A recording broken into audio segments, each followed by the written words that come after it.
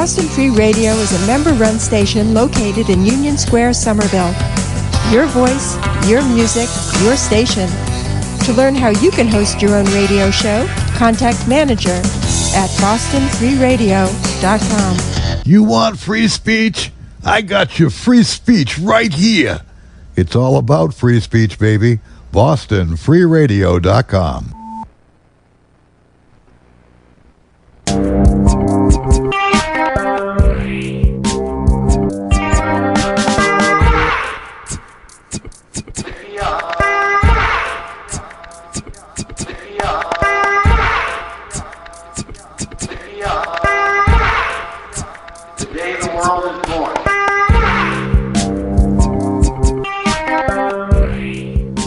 Welcome to Boston Free Radio's Thought of the Day radio show. Today we have another week.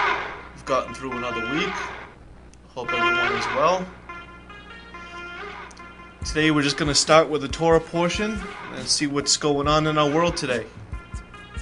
I hope everyone's well and surviving. So let's jump right in. So this week we have Torah portion Nitzavim, Deuteronomy 29, 9 through 30, verse 20. This is from the FFOZ website. And some people do not like FFOZ. But just before we jump into this, I would like to talk a little bit about what I've been up to all this week. On my Facebook page, I've been dealing with a lot of flame wars going on theologically. I've been also involved with the local ministry that is very interesting. Goes to just want to get permission to tell you about them, but I will come back to that.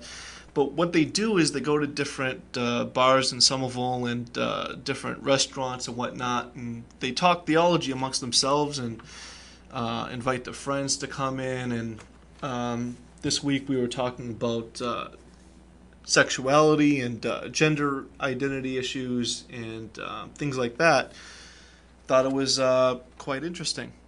I thought it was very interesting that people would just have some sort of... I mean, I know the home church movement is very popular, but I've never just kind of gone out and hung out with people, unless it was just close friends of mine, where we would just sit down and talk about theology or go over each other's houses and just talk about theology and the Bible and whatnot. Now most people there, as far as I know, are just average people. They don't have PhDs. I did meet one gentleman that is in seminary. So most people there are just average people who want to talk about average issues and average problems and how God sees it through the Bible. Some more liberal and some more conservative. You have a good mix there. I actually like this very much. It's a summer program here in Somerville, and it's very, very nice. So let's get into it. Deuteronomy 29, 9 through 30, 20. And we're going to just read through the portion, and then we'll see what's going on in our world that has something to do with it. And I'm on the fly here. I actually have not read this. I've actually been studying some other things. Like I said, I've been talking about flame wars and things like that. I've been debating an atheist on one of my Facebook groups for the past week, actually, past 2 or 3 days, actually.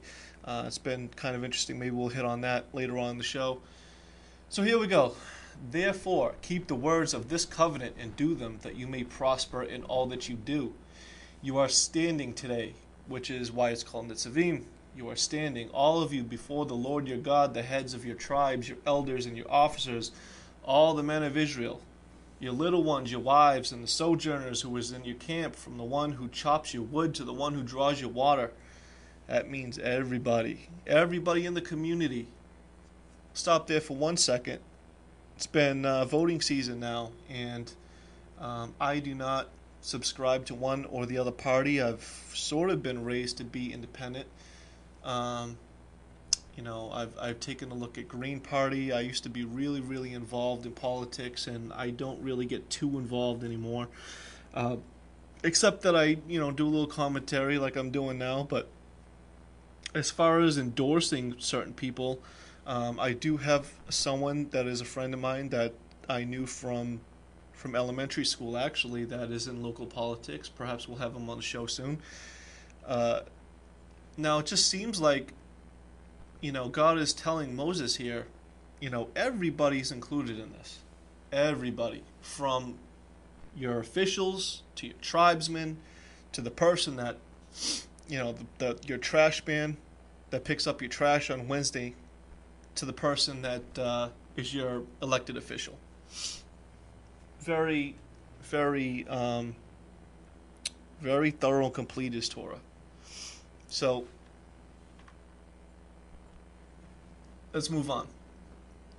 So that you may enter into the sworn covenant of the Lord your God, which the Lord your God is making with you today, that he may establish you today as his people, and that he may be your God as he promised you, and as he swore to your fathers, to Abraham, Isaac, and to Jacob. It's not with you alone that I am making the sworn covenant, but with whoever is standing here with us today before the Lord our God, and with whoever is here with us today. Again, very complete. And it seems like it's talking about people who are maybe, and this is something that we can look into. This is something we can think about.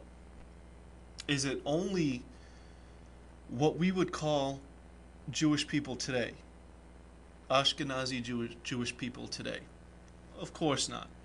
They came from a certain land in Mesopotamia. They came out of Egypt. They came out of the lands near Iraq and Iran, which is current day, and or perhaps even Jordan. All of this Fertile Crescent area, which is where the people were created out of. So God created a people. But within that people, it seems that they were other people, perhaps Gentiles. Now, this is something we could look into. Because this week, and I'm going to play some clips of it if it's already up from Be Ready Street Ministries. If not, I will. If not, we'll get into that next week. But it was kind of an adventurous week when it comes to the street ministry, and we had a gentleman. Well, I don't know if I can call him a gentleman, but I hope for the best for him. He was a Hebrew Israelite. Black Hebrew Israelite. And I'm not talking about the Lemba tribe in Ethiopia. I'm talking about those people out there who basically are militant black leaders in the community that are going back around, let's say about 40 years, maybe 40, 50 years. This type of theology based on Esau and Jacob and what happened with that. Esau I have hated, Jacob I have loved. And they build a whole theology based on this. And now the best apologist that I know of that really gets into this is someone named Vocab Malone, who is associated with Acts 17 Ministries, David Wood, and Sam Shamoon, who does a lot of apologetics when it comes to Islam and outreaching to the Muslim community. So we will get into that, but I thought it was relevant when thinking about the mixed multitude. Now, a lot of people don't, subscribe to this because this is our identity. This is the identity. So, me as a Messianic Gentile, as of right now, I'm wearing tzitzit on me.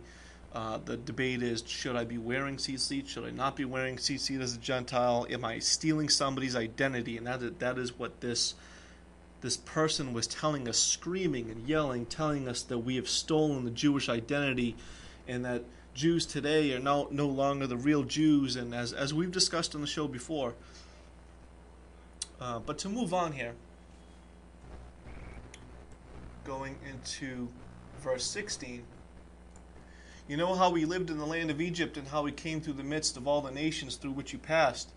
And you have seen the detestable things, the idols of wood and stone and silver and gold which were among them. Beware lest there be among you a man or a woman or clan or tribe whose heart is turning away today from the Lord your God to go and serve the gods of those nations. Beware lest there be among you a root bearing poisonous and bitter fruit. Now, a good commentary on this, just to jump around a little bit. Tim Hegg from Torah Resource Institute, who is a very well-known scholar. I mean, I would like to think he's well-known. But he's very, very knowledgeable. This man, his son Caleb Hegg and Rob. They have a show called Rob and Caleb that I listen to the show all the time. His commentary focuses this week on the bitter root, talking about bitterness. And that's something that we can chew on a little bit later. But to keep going, I just wanted to reference that because that has been helpful to me this week. One who, when he hears the words of the sworn covenant, blesses himself in his heart, saying, I shall be safe, though I walk in the stubbornness of my heart. This will lead to the sweeping away of moist and dry alike. The Lord will not be willing to forgive him, but rather the anger of the Lord and his jealousy will smoke against that man, and the curses written in this book will settle upon him. The Lord will not blot out his name from under heaven, and the Lord will single him out from all the tribes of Israel for calamity, in accordance with the curses of the covenant written in this book of the law.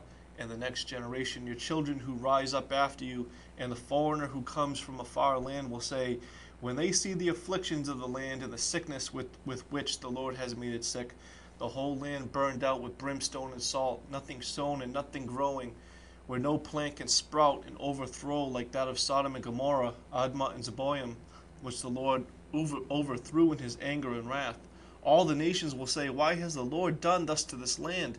What caused the heat of this great anger? Then people will say, it is because they abandoned the covenant of the Lord, the God of their fathers, which he made with them when he brought them out of the land of Egypt, and went and served other gods and worshipped them, gods whom they had not known, whom he had not allotted to them.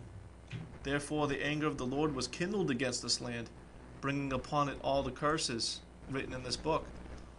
And the Lord uprooted them from their land, anger and fury and great wrath, and cast them into another land, as they are to this day. The secret things belong to the Lord our God, but the things that are revealed belong to us and to our children forever, that we may do all the words of this law.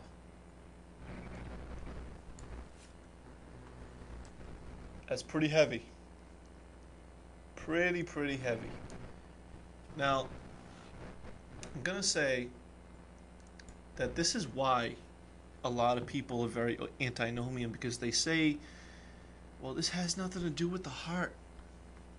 This has nothing to do with, serving Jesus or serving God or grace or love of kindness. And don't you see that the Old Testament is so cruel? The Old Testament is, he's a bitter God. And this goes back to the atheism debate that I've been having with this man who states and claims that he was a Christian at one time, and yet he saw the cruelty of the church, and he saw the cruelty of the Old Testament God, and how bad and how evil is this God that he doesn't believe in. A God that he doesn't believe in, he hates him, but he doesn't believe he exists, or any other God for that matter, except for himself and his own belief system and his own ways. Now, I mean, if you look at what he's warning them against, he's warning them against a bitter fruit, and he's giving them a choice. He's saying, do you want to do this law, or do you not want to do this law? Just sworn covenant. And he's talking about the heart. He says, I shall be safe, though I walk in the stubbornness of my heart. This will lead to the sweeping away of moist and dry alike. The Lord will not be willing to forgive him. Rather, the anger of the Lord and his jealousy will smoke against this man, and the curses be written in this book will settle upon him, and the Lord will blot out his name from under heaven. And I mean, it's very true. It's very true what's written, that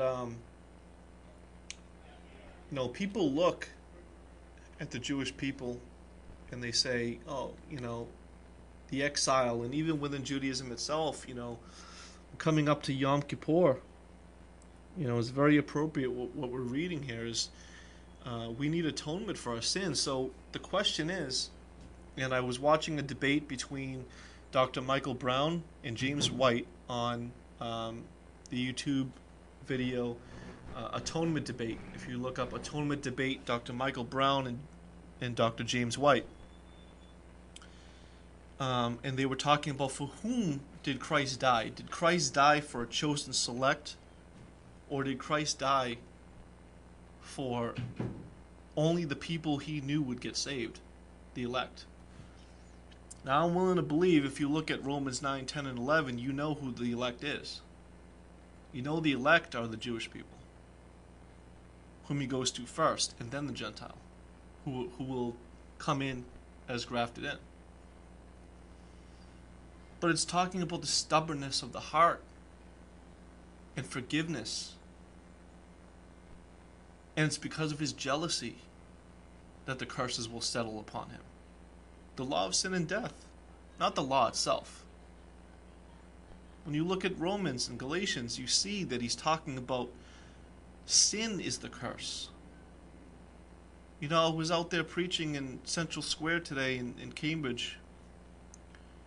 Not today, I'm sorry, a couple of days ago on Sunday. And, it was just such an interesting time because different people took it different ways. You have some people who know that they are sinners, who know that they have done wrong. And they need that atonement, and they need that forgiveness, and they humble themselves, and they want to get better.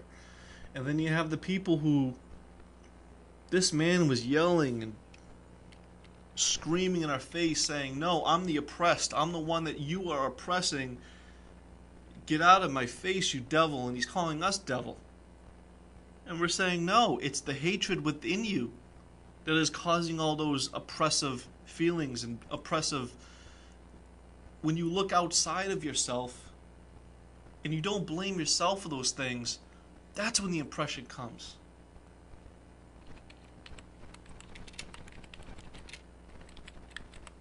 The oppression comes when you refuse to get rid of the things that you're oppressing yourself with. So we're going to go to a short break, and when we come back, we will continue in our Torah portion and go into the rest of this portion. And perhaps we'll take a short look at the Haftarah and the Brit Hadashah, the Gospels and the Prophets, and then we'll see how this all comes together.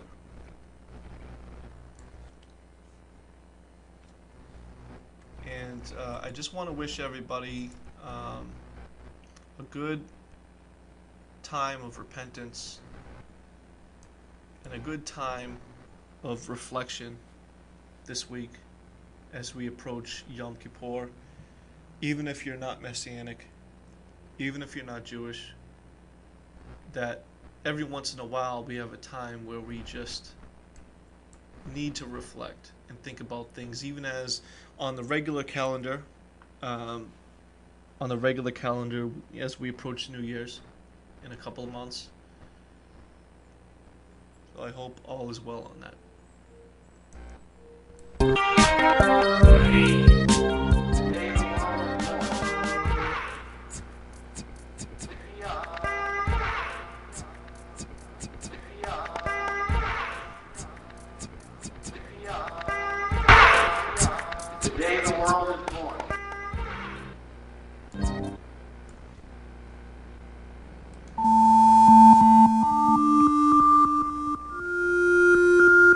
Greetings, Earthlings. This is Funkatron 5000, the intergalactic space robot. Whenever I cross through the Milky Way, I make sure to tune into Crushed Velvet Soul on BostonFreeRadio.com. 5 p.m. to 6 p.m. every Monday. It's the place I go to get on down and get funky.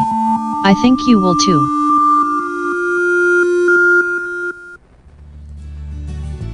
Diane Wong here, announcing a new radio program Let's talk about race. From our beginnings as a white supremacist society to our current existence as a white supremacist society, race is a topic that affects us all, and yet we have difficulty talking about it.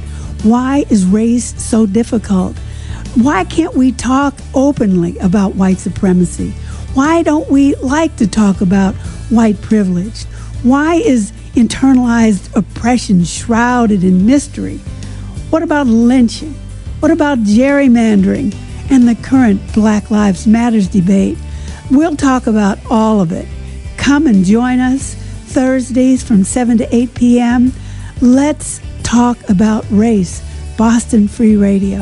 Cuando era chiquito, no hablé por mucho tiempo. Era muy sensible a luces y sonidos. A veces hacía las mismas cosas una y otra vez. Un día me enteré que tenía autismo. Mi familia me buscó ayuda y poco a poco aprendí a vivir mejor con ello. Mientras más pronto se diagnostique, mejor. Conoce las señales en autismspeaks.org/aprende. Presentado por Autism Speaks y el Ad Council. 180/111.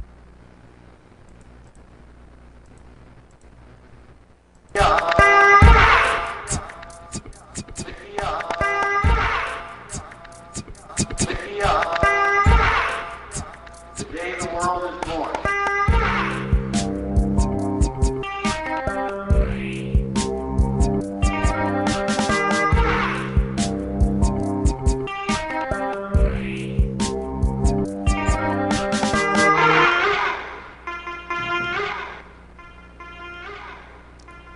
All right.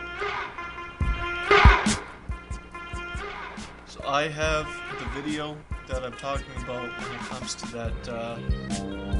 that man from Harvard, Central Square rather, near Harvard, and we're gonna get into that. We're gonna take a look at what we were talking about in the Torah portion.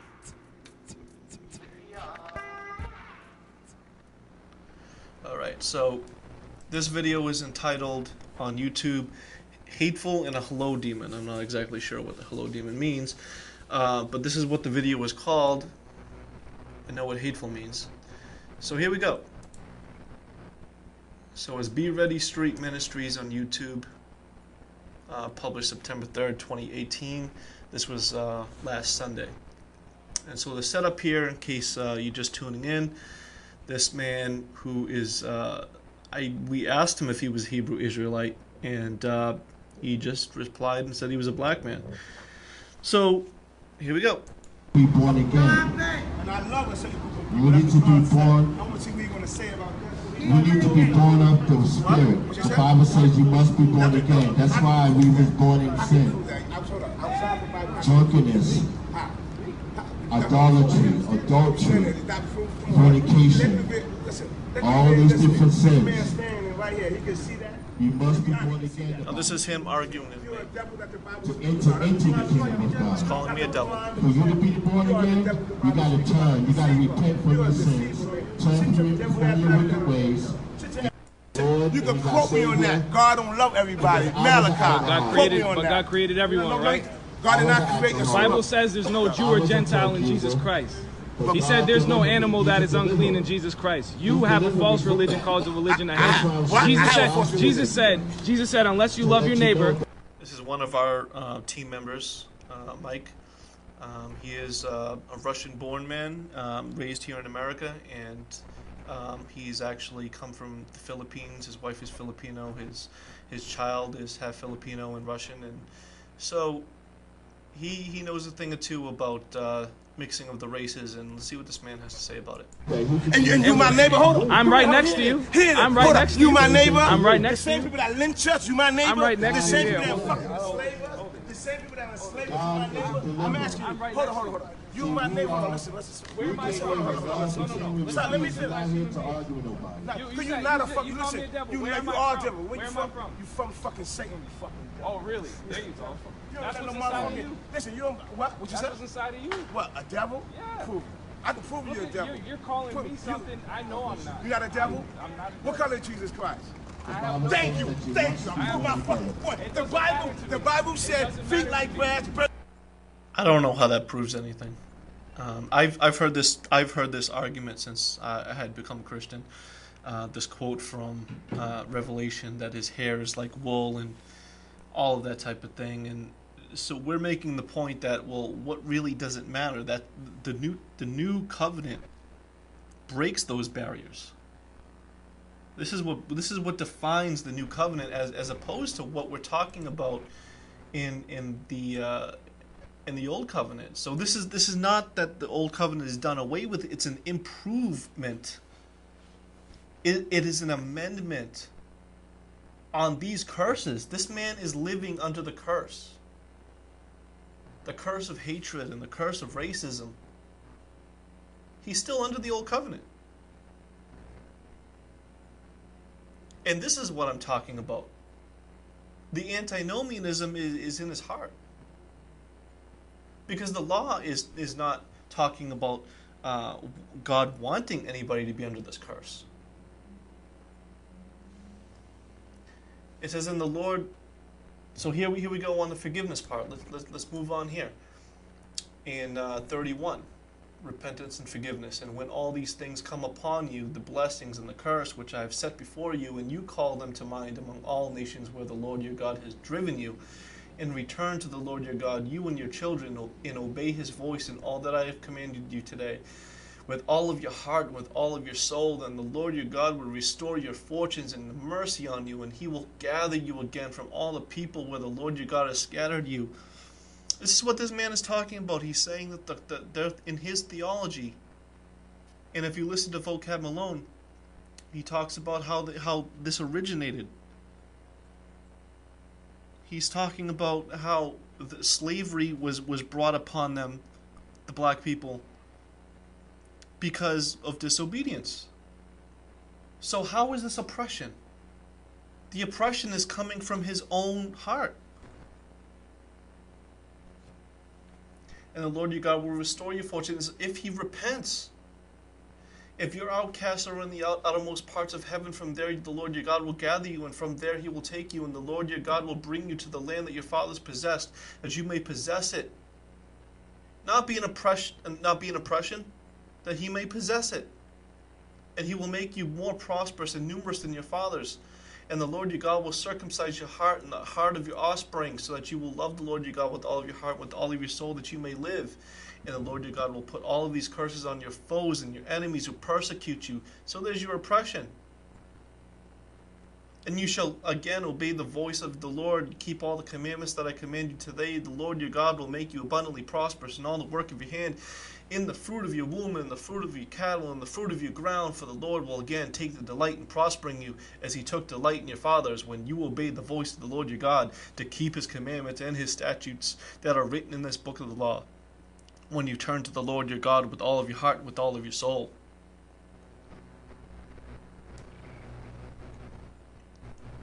And we're coming to the last part here, so let's move on with what is happening with this man here. In the furnace, hair like land wood. You a devil. The Bible speaks about. The Bible says. And you are the defender of a devil. Man, you a devil yourself. What's the fucking say? Know what he said? Know what he just said? I said, we're coming to Jesus Christ. He said, he don't know. The Bible is God is the Spirit. I said, Jesus is God. God is. So now he's talking to our team leader here, who is a black man. So this is a black man talking to a black man, calling him an Uncle Tom, basically. That was okay. God is entertainment. So God had 2 feet. He didn't walk the planet. Yes or no? God can. Did the spirit walk the planet? Stop.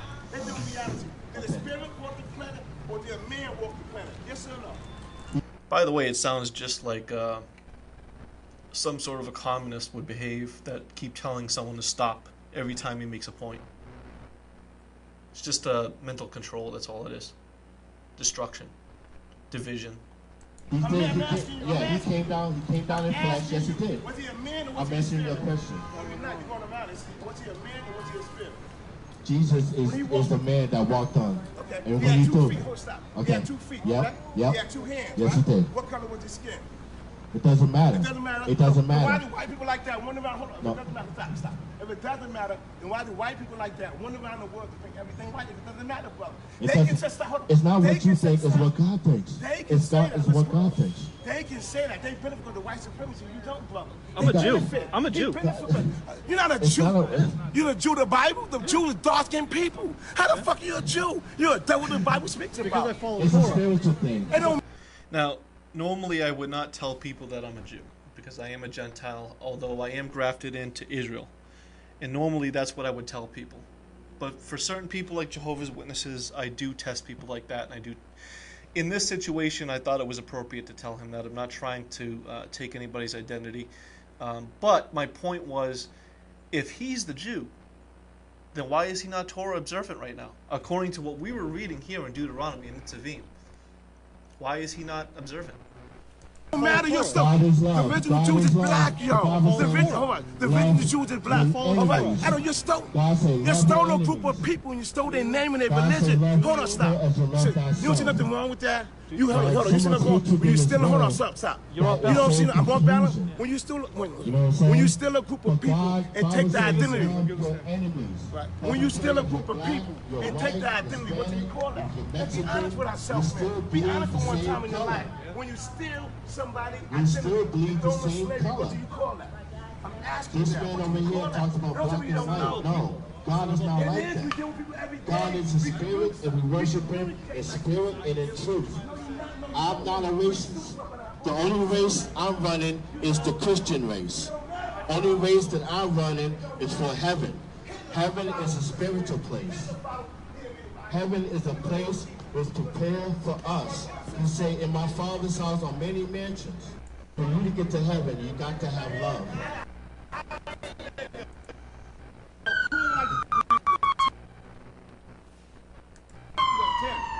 They benefit from the white supremacy, yo. He said he got white. He said he gonna lie to you and you a fucking Now, at this point, a lot of people that are sitting there in this square in this park here, they're starting to get tired of this. The cops were there. Those sirens weren't for us, but there were cops present, looking out, dealing with other issues, arresting other folks. A lot of the people who he knew were trying to pull him out of this conversation and out of whether or not they agreed with him or not, they were getting tired of this man's rabid nature. You are cool. No, you're not. You're cool. No, you're not. You're cool. No, I'm a You're child of fucking God. cool. Yeah. You got hate in your heart. Yeah, you cool. You're right. You're right. You got hate in your heart. Yeah, cool like you. Because you're cool And like you. you're Yeah, Hebrew. I'm black. I just told you I'm black. Tell you a liar like Disu. Tell you a liar. All right. I just told you So I'm where you black. get your I information just tell from? you that. Where you get your information from? Dr. Wanoku Rashidi. Dr. Akbar. That was a great question, by the way. Now here comes a woman that we've been preaching to out there, who's very supportive of us. She's a black lady, middle-aged woman who's trying to look out for the neighborhood there. Poison.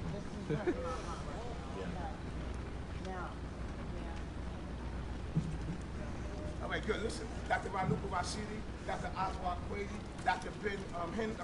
Dr. Henry Clark, and Dr. Ben Chowman. Them brothers, they are black and they are elders. And they went to study in Egypt. And they explaining where all that stuff come from, black. Not these two fucking clowns. They clowns, yo. Come on to your own people, yo. These fucking clowns, yo. So how come you're not preaching the gospel then? If you got so much truth in you, I don't teach to y'all. I don't teach to my own people. Right. You know what I'm So why aren't you doing it? I am. I'm not in Cambridge. My people not in Cambridge. My people in Dorchester. That's where I'm coming from. We have a lot of self-hatred. Hold on. We have a lot of self-hatred in the black community. I know y'all don't care, but I got a lot of hold on. We got a lot of self-hatred in the black community. And that's what I deal with every day, right? Okay. He's the prime reason why we can't go nowhere. And y'all two, it teaches him some bullshit, yo. How? Because you're sitting there and telling him, right? You're not. Hold on, explain. How do you know what I do? You've never seen me before today. All right. Are you part of that? Be honest. Are you part of them? Yes or no? I preach with them. You're part of them. But we all belong to different fellowships. fellowships. We don't belong to the same fellowships. I know, but you're part of it. All right. But I preach with them. So you say, now part of that, you preach with them? I preach with them. Are you asking me about where I go to fellowship, or are you asking me am I part of this ministry? Yes, I am a part of this ministry. You're part of him. No matter if it's a ministry or a tent, I say, are you part of him? And you telling me, no, you're not part of him. No, I am a part. I thought you were asking about fellowship. I was clear. I thought you were asking like fellowship. Are we part of the same church? I would never go to your white Christian church. I would never do that. Because you affect the Bible. You do go to white church. Ask Mike how many white people go to this church. Just like he said, after what color was Jesus Christ? Stop.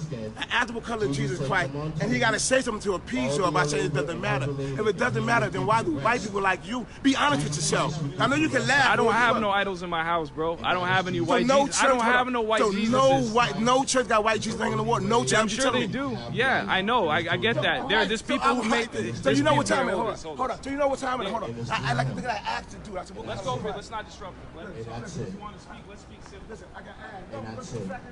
God is love. The Bible says, love your enemies.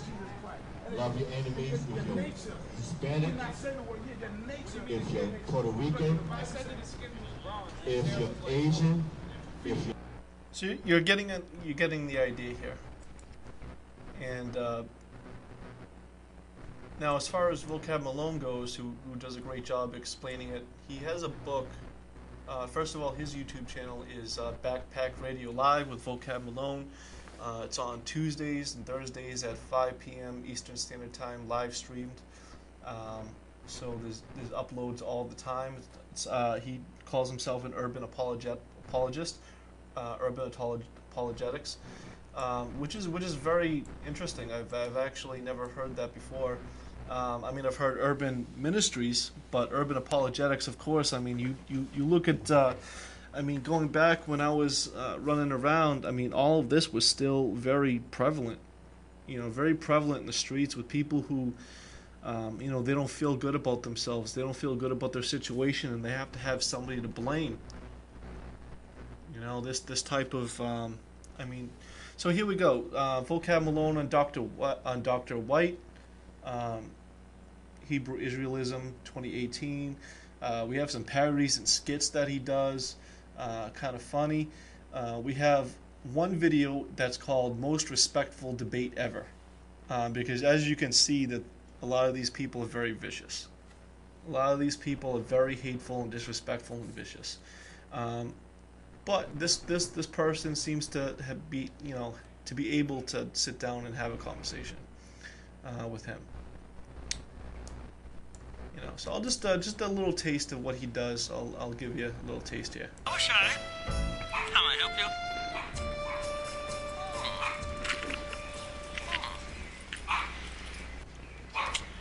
Well, just call him an Edomite, a cracker. Oh, he's black. It's supposed to be a private eye. Call him a coon. Call him a coon. Works every time. Call him a coon. Yes. Private eye for Yahweh Shai at your service. Shalom, Holmes. Preach the word! First Apocrypha 1:11. Edomites, of course they all preach like this. Be my slave. Yo, you Edomite white boy, you white devil, you better vacuum my couch in the future, yo. Yeah, you hear me? And I like it real clean, real clean. First Apocrypha 1:19. The Edomite gonna be a slave. Shalom, Holmes. Shalom, yeah.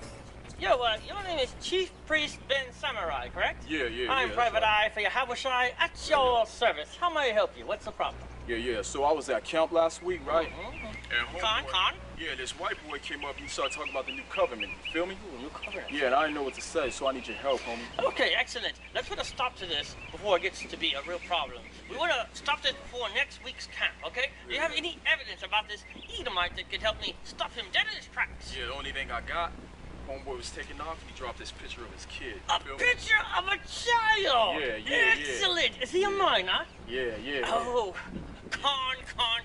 Yahweh Shai has blessed us. Bashem. Okay, let's meet here. Doubt. 1 week from today, again, your problems will be solved. All right. Shalom down. Back to First Apocrypha Preach! Preach the word, farm!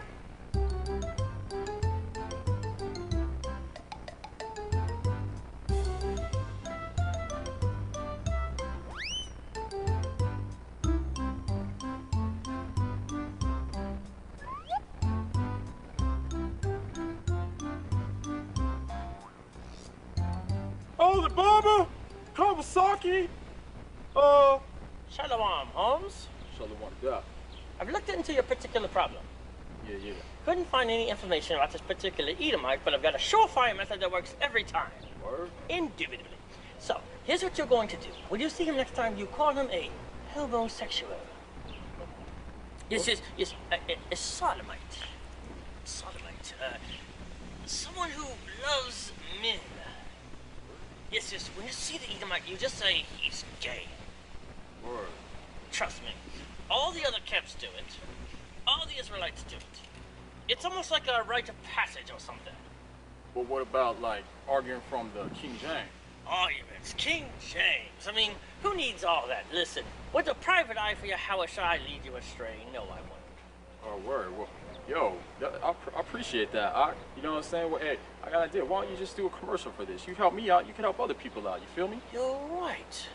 The camps need to know about my services as the private eye for Yahushai. Yeah, no doubt. Indubitably elementary. Yeah, Shalom, Holmes. Shalom. Kawasaki? Shalom, Holmes. I need the help of the private eye for Yahushai. I got this brother that ain't woke yet. I keep hitting him with Deuteronomy 28, the correct breakdown. But he keep coming back to me with the Hebrew. What do I do? I need your help, private eye for Yahushai. I need your help. Live good cheer. Private eye for Yahushai is on the case.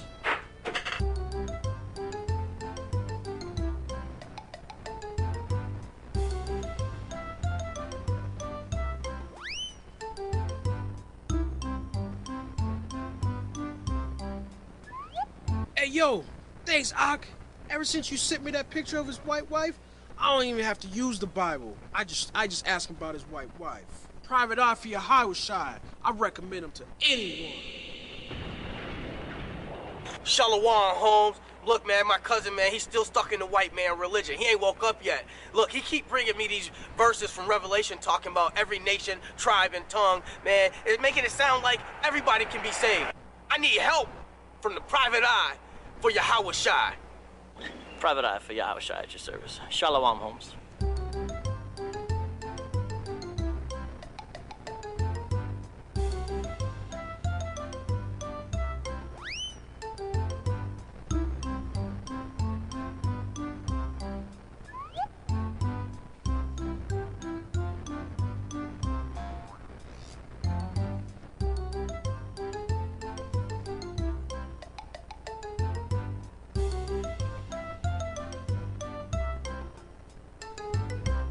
Hey, thanks, private eye for Yahushai. Look, I don't even need to give him answers for Revelation. Look, he told me all this information about my cousin.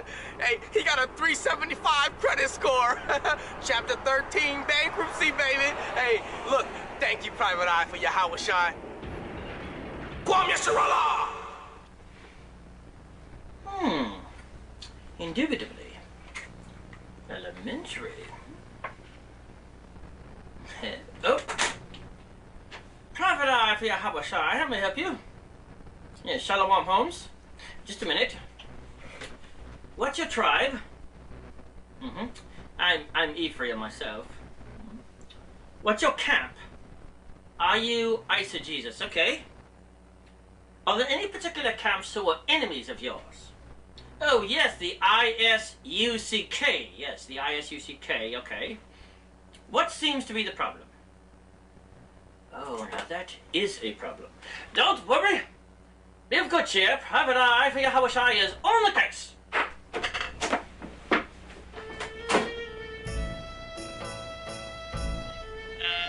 week from today, same time.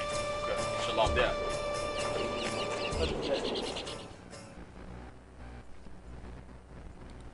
So that was just a little bit of what he does. That's just a few parody videos that he has here. But he has a book called Barack Obama versus the Black Hebrew Israelites from Amazon. you can see that in the fall of '81, a 21-year-old college student arrived in New York City to attend Columbia. The student's named Barack Obama. In 2016, Netflix released Barry, a film chronicling young Obama's journey. One scene in which Barry shows the man who would later become the president debating a religious proselytizer on the street. This man was a black Hebrew Israelite. Kind of interesting. The black Hebrew Israelite movement began in 1969 and was headquartered 1 West 125th Street in Harlem. Now, this is the focus of a lot of his books. 125th Street in Harlem, near Obama's apartment on West 109th, between Amsterdam and Columbus. Seems like Obama's gotten around. He used to live here in Somerville too, when he went to Harvard. And headquartered 125th, near Obama's apartment on 109 between Amsterdam and Columbus. I know Columbus. Christian apologist and researcher Vocab Malone creatively uses this mini debate as a launching pad to explore this militant and mysterious sect. The timing is just right, as his faith has been spreading like wildfire in most major city centers across the U.S. This book fills a void, as there are no major works on 1 West Hebrew Israelism. Now a primer exists in Barack Obama versus the Black Hebrew Israelites by Vocab Malone. Very, very interesting stuff. And just so we can finish up our Torah portion here, I'm going to just summarize. But first we're going to go to the Brit Hadashah here. Isaiah said these things because he saw his glory spoke of him. This is John 12:41-50. Nevertheless, many even of the authorities believed in him, but for fear of the Pharisees, they did not confess it, so that they would not be put out of the synagogue, for they loved the glory that comes from man more than the glory that comes from God. And it seems this man is so consumed with racial stereotyping and worldly elevation, because he talks about the white man becoming the slave and all of those type of things. And Jesus cried out and said, whoever believes in me, believes not in me, but in him who sent me. It's kind of interesting, actually. We're going to have to go a little bit deeper on that. And whoever sees me, sees him who sent me. I have come into the world as light, so that whoever believes in me may not remain in darkness. And if anyone hears my words and does not keep them, I do not judge him, for I did not come to judge the world, but to save the world. The one who rejects me and does not receive my words has a judge. The word that I have spoken will judge him on the last day. For I have not spoken on my own authority, but the Father who sent me has himself given me a commandment, what to say and what to speak. And I know that his commandment is eternal life. What I say, therefore, I say as the Father has told me. Well, it seems by this, I mean, of course, we see the Trinity in action here. Something that we don't quite understand yet. It just seems like he's going back to Deuteronomy here, talking about the heart and talking about Isaiah here, 61:10, 63:9, which is the Haftarah. Talking about salvation. For Zion's sake I will not keep silent. For Yerushalayim's sake I will not be quiet, until her righteousness goes forth as brightness, and her salvation as a burning torch. The nations shall see your righteousness, and all the kings your glory, and you shall be called by a new name that the mouth of the Lord will give.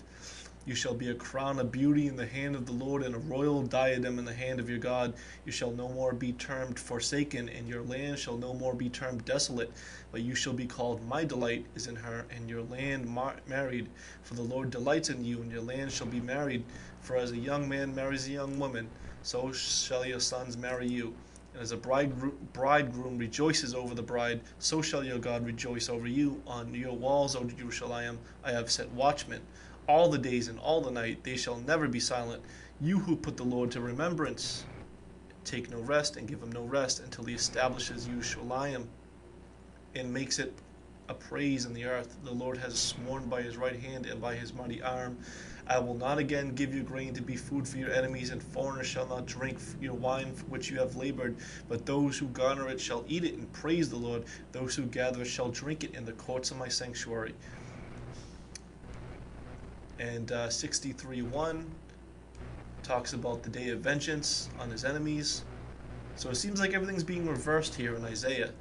Prophesy about everything. This is not the whole portion here. But basically, it's just a reverse of Deuteronomy.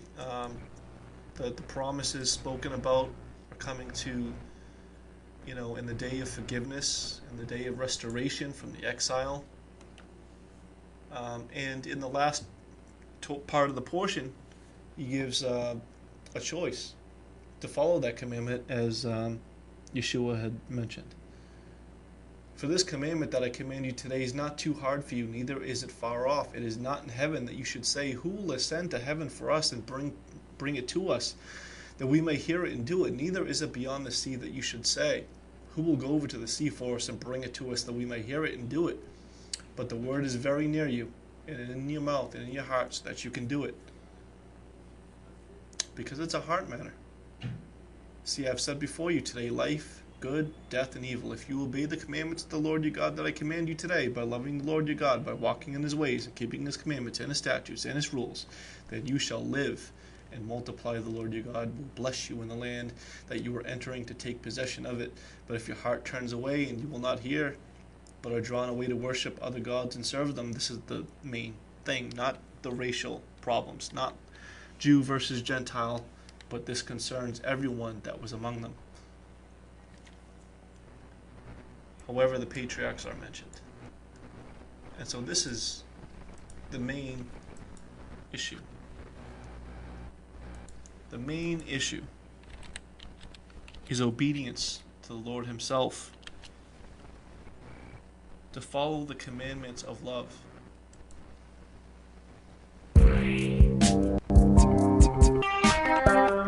I hope this has blessed you. I hope this has made you think. I hope this has made you better, and I hope that I've inspired you to look a little bit further and even illuminate your eyes to see what is going on in the world today and what kind of strange doctrines are coming out of the woodwork as all things are being restored and the commandments are finally being obeyed by those who love him through the Holy Spirit, through Yeshua, giving us that victory and that power over all hatred, all disobedience. And one day we will have our justice. Thank you and God bless. Have a great week.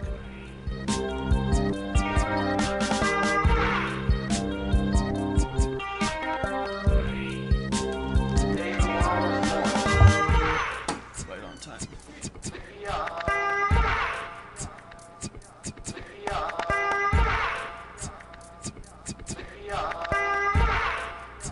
Today the world is born.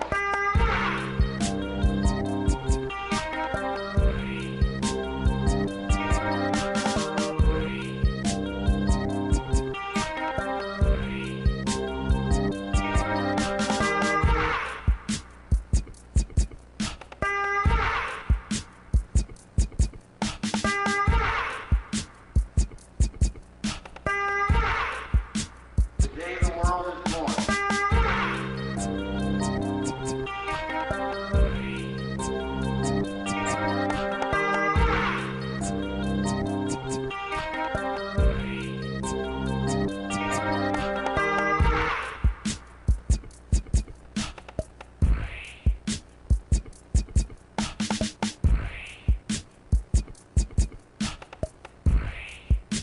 Today the world is born.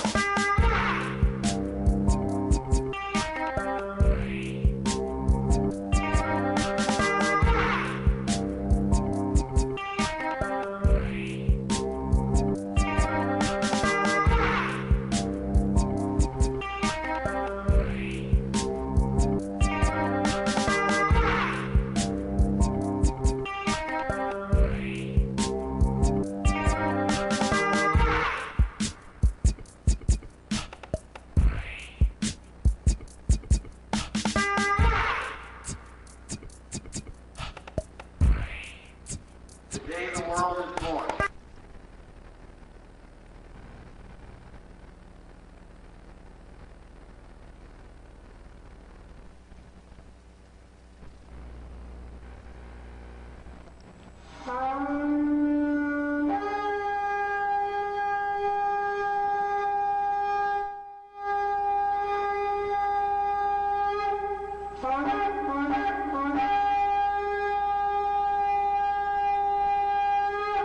Sorry.